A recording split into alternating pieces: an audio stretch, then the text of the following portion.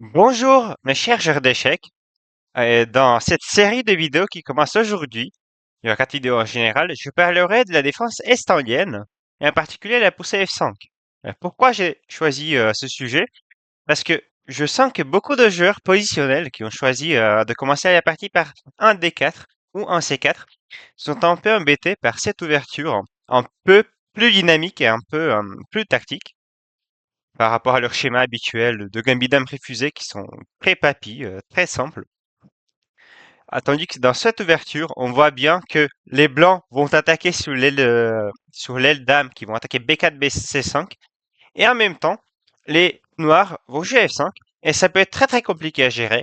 Mais dans cette vidéo, je vous montrerai une méthode sur 4, et après je vous montrerai les autres bien évidemment, à comment gérer cette rupture et gagner dans l'estandienne. Donc, mettez un like, abonnez-vous pour ne pas rater les autres vidéos. Donc, pour tout regarder, être au point dans l'ouverture. Et c'est parti pour les explications. Donc, la première méthode qu'on va regarder pour contrer cette méchante poussée F5, c'est la première méthode de Botvinnik qui s'appelle ainsi parce que c'est Mikhail Botvinnik qui l'a joué en premier. Donc ici, logiquement, on prend sur F5. Si l'adversaire prend avec le pion, c'est ce qu'il veut faire normalement pour faire F4. Et ici, on va faire F4, la première méthode de Botvinnik, qui consiste déjà à faire l'adversaire choisir. S'il prend, il aura un pion isolé, ce qui est un peu dommage. S'il fait E4, il nous laisse échapper. On pourra éventuellement faire G4. Les blancs n'ont pas trop de faiblesse et ont pris un peu d'espace chez le roi et pourront éventuellement pousser à 3B4. Donc, il y a l'adversaire qui prend sur D3 et fait quand même E4. Et cette position, elle a fait vraiment beaucoup de polémiques à l'époque, parce que tous les commentateurs, les grands maîtres de l'époque ont dit, bah Botvinnik, qu'est-ce qu'il a fait? C'est comme ça, c'est pas comme ça qu'on joue aux échecs. Ici, les noirs sont mieux. Ils vont juste s'attaquer sur les rois. Après, ils vont prendre le pion G3. Ils ont ainsi un très fort pion E4. Mais en fait, c'est pas si simple, parce que le pion G3 est très très dur à attaquer, et le fou E3 sera pas toujours faible. Il pourra aller en D4, Dame E3, et tout ira bien. Et Botvinnik, d'ailleurs, qui gagne cette partie de manière très très convaincante, qui d'abord améliore ses pièces au fond, qui se blinde sur l'aile roi, pour ne pas se prendre de maths ou d'autres idées, et les noirs qui font semblant d'attaquer, mais au fait, ça marche juste pas. Il a ramené toutes les pièces, mais H4 est impossible. Peut-être il aurait pu essayer de bouger le fou, disons comme ça, pour faire tour G7, Dame H6 et pour attaquer sur G3, mais même ça marche pas. Il y a juste G4, et s'il essaie de prendre avec le pion H et après le cavalier, il perd la partie. Et voilà, il y a mat. Du coup, il essaye, le pauvre, je ne sais pas s'il a vu fou F8 d'ailleurs, mais pauvre Boleslavski qui essaye de faire fou G7, et sur A3, il comprend que s'il fait rien, il fait juste écraser sur les rois. Du coup, il essaye de faire H4, GH, et grâce à ce petit pion F4, grâce à ce petit fou D4, c'est les blancs qui ont un avantage positionnel sur l'aile roi, et aussi ils le dominent complètement. Et Boleslavski qui graffe juste un pion sous cette pression. La première méthode de Botvinnik en action pour la première fois et qui montre déjà un grand succès. Donc à l'époque, les gens ont commencé à se demander, mais en fait, comment on la joue côté noir? C'est un peu difficile à traiter, surtout qu'on a beaucoup de possibilités. Et une autre possibilité a été essayée également par les noirs de prendre sur F4. Cette fois-ci, essayant de profiter du fait que même s'ils ont un pion isolé, quand même ça active le fou, parce que le pion n'est plus sur E5. Le cavalier est plutôt fort, on contrôle les cases E4 et E5, et après on pourra jouer avec A4 A3. Donc la position est encore pas si mal. Mais on peut voir que dans cette position, les noirs n'ont pas assez d'activité pour compenser le pion isolé, et Florin Georgiou joue très très bien, un peu dans la manière de Karpov, comme vous avez pu voir dans mon vidéo sur le pion isolé. Il bloque le pion, il échange les pièces pour éviter le contre-jeu, et voilà, sans fout de case noire, les noirs n'ont plus d'activité. Et Georgiou qui échange les dames, et qui gagne la position peu à peu. Donc F4, apparemment ça marche pas non plus.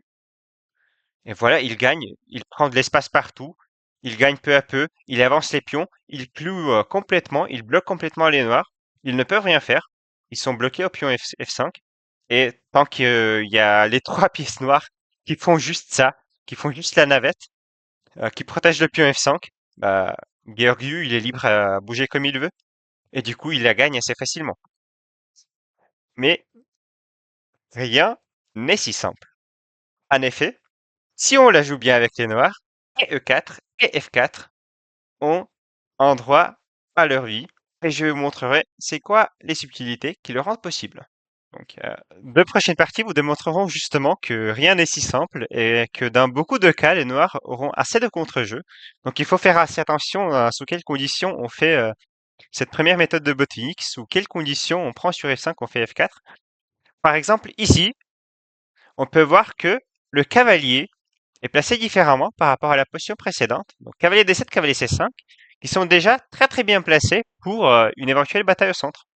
Du coup, ici, Emil Soutowski, qui vous connaissez peut-être maintenant comme fonctionnaire dans dans la FIDE, et qui était avant un très fort joueur d'échecs, bah, ici, il joue avec le pion isolé, et il prend vraiment, il profite vraiment de tout le centre avec les cavaliers, si bien, il est vraiment si bien placé, que l'adversaire, à un moment, il est obligé de prendre sur E5. Et c'est pas du tout la même, parce que avec les deux pions sur E5, ils se maintiennent ensemble. Ils sont beaucoup plus forts que juste un pion. Et après, avec dame D6 et dame B6, les pions sont très bien protégés. Le centre sera assez fortifié. Juste, il fait A4, le petit coup de préparation pour tout visser l'aile dame. Vraiment, les blancs pourront quasiment rien faire. Et après, il va attaquer vraiment comme un grand boule de neige qui descend de la montagne. Il y a les pions qui vont attaquer les blancs.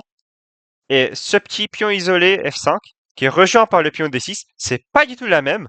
Et au fait, il explose complètement l'adversaire.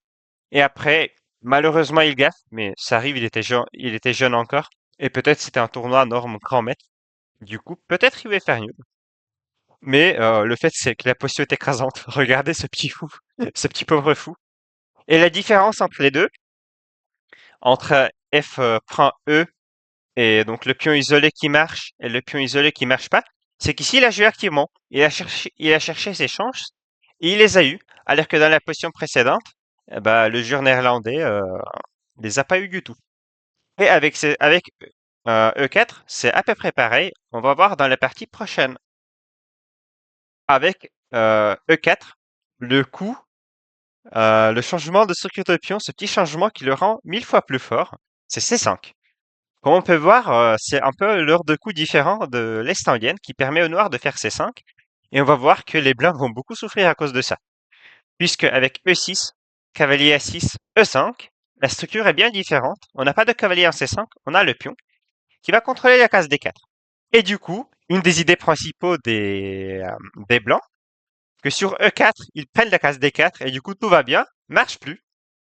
Et au fait, si on demande au module, il y a déjà avec fou D7, cavalier C7, menace B5, les noirs sont déjà mieux. Un tout petit changement de la position, avec le pion C5 qui contrôle D4, rend vraiment l'idée E4 1000 fois plus forte. Et peut-être, il y a les blancs qui auraient dû déjà reconsidérer leur idée. Peut-être c'est vraiment si mauvais qu'ici, après cavalier H7, il aurait dû se poser. Ah, mais au fait, ça marche pas si bien à cause à cause de E4, parce qu'il y a le pion C5. Peut-être ici déjà les blancs auraient dû reconsidérer. À tel point que ça peut être fort. Après, il y a les positions où c'est un peu moins fort. Par exemple, les blancs peuvent bloquer avec A4 quand le cavalier s'en va sur C7. On va pas le faire tout de suite, sinon le cavalier B4, c'est pénible. Mais il y a les positions où ça marche pas si bien, mais faut faire très très gaffe pour ne pas laisser C5. Et on va voir dans la partie prochaine, il y a Alberto David qui jouera avec les blancs qui va pas laisser C5 parce que c'est très dangereux. Par exemple, dans cette position-là, il y a Alberto David, connu en France parce qu'il joue beaucoup en France, contre Igor Alexandre Nataf, qui est aussi bien connu en France, qui est d'ailleurs aussi youtubeur. Regardez sa chaîne, c'est très très informatif. Je mettrai pas de lien, mais vous pouvez trouver toujours. Qui joue à 4, et sur fou E3, qui est un très bon coup, il joue C5. Et on peut voir que c'est un peu le thème pareil. Si les blancs se trompent et ne prennent pas en passant tout de suite, Tout de suite, il y a cavalier G4 et les noirs, mais ils deviennent trop actifs. Le pion C5 qui donne la case B4, qui donne la case D4, c'est injouable. Il y a cavalier D3 qui rentre tout de suite. Coup D4. Les positions de blanc est vraiment clouée, mais au fond, ils ne peuvent rien faire. Et c'est très très chiant à jouer. Les noirs sont limite gagnants. Du coup, il y a David Alberto qui prend la bonne décision et qui prend, du coup,